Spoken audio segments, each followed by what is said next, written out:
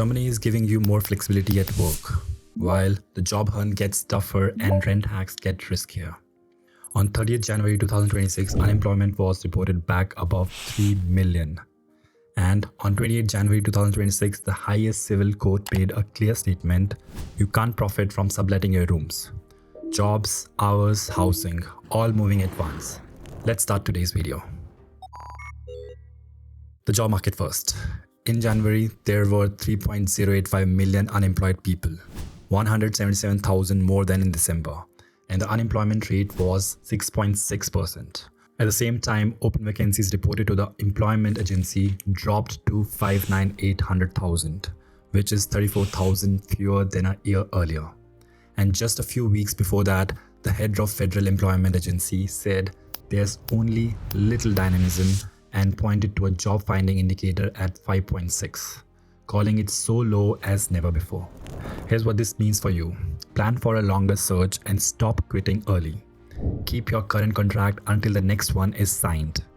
And make your application proof-based. That is, projects, internships, a portfolio, because good grades alone won't differentiate you. This week, set a weekly application rhythm you can sustain for months, not just days. Now, the working hours shift. A federal strategy paper describes creating an option of a weekly maximum working time instead of a daily maximum. That means flexibility could increase for employers and employees. And a decision on flexible working hours could come still this year. The proposal also discusses tax-free overtime bonuses and incentive for part-time workers who temporarily increases their hours. And remember what normal means today. The current framework is 8 hours per day, extendable to 10 if the average remains within limits over 6 months. So here's your move. If an employer asks for flexibility, get your boundaries in writing and ask how weekly total are tracked, how exam periods are handled, and what compensation looks like. Flexibility should protect your time, not just theirs. Next is housing. The Federal Court of Justice ruled that tenants cannot earn a profit from subletting beyond their actual housing costs. In the Berlin case behind this decision, a main tenant sublet a 2-room apartment for significantly more than they paid themselves, leading to contract termination.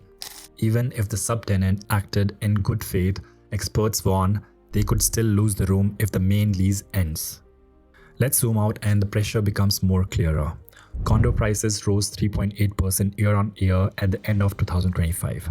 Houses increased 2.8%, and rents nationwide climbed 4.1%, faster than overall consumer inflation. So, if you sublet, treat it like cost sharing, not income generation. Document your real expenses, price accordingly, and don't risk your housing contract for a quick margin. Finally, university reality. Universities are facing strikes, budget pressure, and changing assessment methods. In Bavaria, warning strikes affected universities and student services, with demands for salary increases.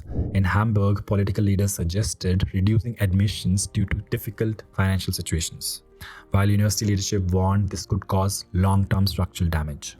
At the same time, generative AI is reshaping how exams work. Educators report it's becoming nearly impossible to distinguish student-written work from AI-generated text. That's pushing university towards a supervised writing, oral exam, and redesigned assessments. And here's the human side. A recent mental health survey found that more than half of the students rated their mental well-being as less good or very poor. That's not a small signal, it's a systematic one. Now, if you're a student currently questioning your path, or if you're a graduate finding the academic market too cold, don't overlook Germany's dual system.